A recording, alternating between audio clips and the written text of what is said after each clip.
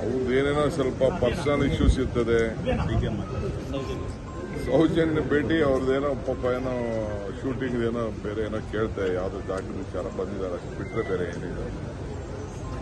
ಬೇರೆ nothing, no politics, nothing. ನಾನೇನು ಪಾಪ ಪಾಲಿಟಿಕ್ಸ್ ಆಸ್ ಅ ಫ್ರೆಂಡ್ ಬಂದಿದ್ರು, ಭೇಟಿ ಮಾಡಿದ್ರು, ಪ್ರಾಬ್ಲಮ್ ಇತ್ತು, ಅದಕ್ಕಾಯ್ತು ಹೇಳ್ತೀನಿ ಅಂತ ಹೇಳಿದ್ದೆ.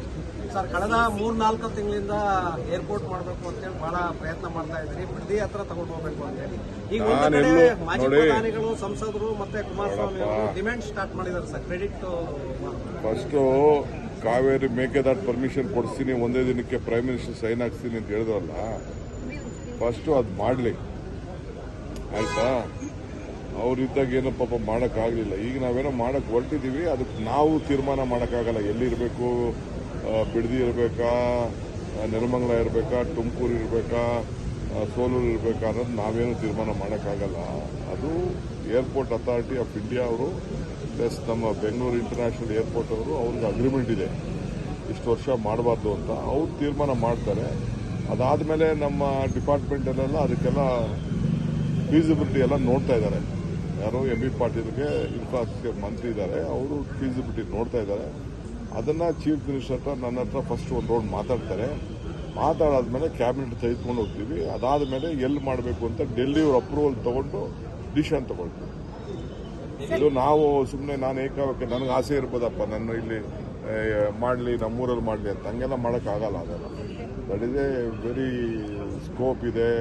25 ಕಿಲೋಮೀಟ್ರು 40 ಕಿಲೋಮೀಟ್ರು ಏನೋ ಇದೆ. ಆಮೇಲೆ ಗುಡ್ಡೆಗಳಿರಬಾರ್ದು, ಫ್ಲೈಯಿಂಗ್ ಝೋನ್ ಇರಬೇಕು, ಅವೆಲ್ಲ ಏನೇನೋ ಇದೆ. 4,400 ಎಕರೆ ಏನೋ ಬೇಕು ಅಂತ ಹಿಂದೆ ಎಲ್ಲ ನಾನು ಈ ಏರ್ಪೋರ್ಟ್ ಮಾಡಬೇಕಾದ್ರೆ ನಾನೇ ಅರ್ಬನ್ ಡೆವಲಪ್ಮೆಂಟ್ ಮಿನಿಸ್ಟರ್ ಇದ್ದೆ. ಅದಕ್ಕೊಂದು ಇದಿದೆ, ಟೆಕ್ನಿಕಲ್ ಇದಿದೆ. ಸೊ ಆ ಟೆಕ್ನಿಕಲ್ ಮೇಲೆ ತೀರ್ಮಾನ ಮಾಡಬೇಕು. ಜಮೀನುಗಳು ಎಲ್ಲಾದವರು ಪಕ್ಕದಲ್ಲಿರೋರು ಮಾಡ್ಕೋತಾರಪ್ಪ, ನಾನು ಮಾಡ್ಕೋತೀನಿ ನನ್ನ ಜಮೀನು ಪಕ್ಕ. ಸರ್, ನಿನ್ನೆ ಸಂತೋಷ್ ಲಾಡ್ ಅವ್ರು ಮಾತಾಡೋಕೆ ಹೇಳಿದ್ದಾರೆ, ಇದು ಹಿಂದೂ ಅನ್ನೋ ಪದ ತಂದಾಕಿದೆ ಕಾಂಗ್ರೆಸ್, ಹಿಂದೂ ಅನ್ನೋ ಪದ ಹಿಂದೆ ಇರಲಿಲ್ಲ ಅಂತ. ಆಯ್ತು, ನನ್ಗೆ ಗೊತ್ತಿಲ್ಲ ನೋಡಪ್ಪ. ನನಗೆ ಯಾವ ಎಕ್ಸಿಟ್ ಪೋಲ್ ಬಗ್ಗೆನೂ ನಂಬಿಕೆ ಇಲ್ಲ. I don't believe in exit poll. ಮತದಾರ ಏನ್ ತೀರ್ಪು ಮಾಡ್ತಾರೋ ಅದನ್ನ ನಾವು ಕಾಯ್ಕೊಂಡು ಇರೋಣ. ಸುಗ್ರೀವಾಜ್ಞೆ ಸರ್, ಸುಗ್ರೀವಾಜ್ಞೆ ಆಯ್ತು, ಗವರ್ನರ್ಗೆ ಕಳಿಸ್ತಾ ಇದ್ದಾರೆ. ಚೀಫ್ ಮಿನಿಸ್ಟರ್ ಎಲ್ಲ ರೆಡಿ ಮಾಡಿದ್ದಾರೆ, ಚರ್ಚೆ ಮಾಡಿದ್ದಾರೆ, ಗವರ್ನರ್ಗೆ ಕಳಿಸ್ತಾ ಇದ್ದಾರೆ. ಗವರ್ನರ್ ಕಳಿಸಿದ ತಕ್ಷಣ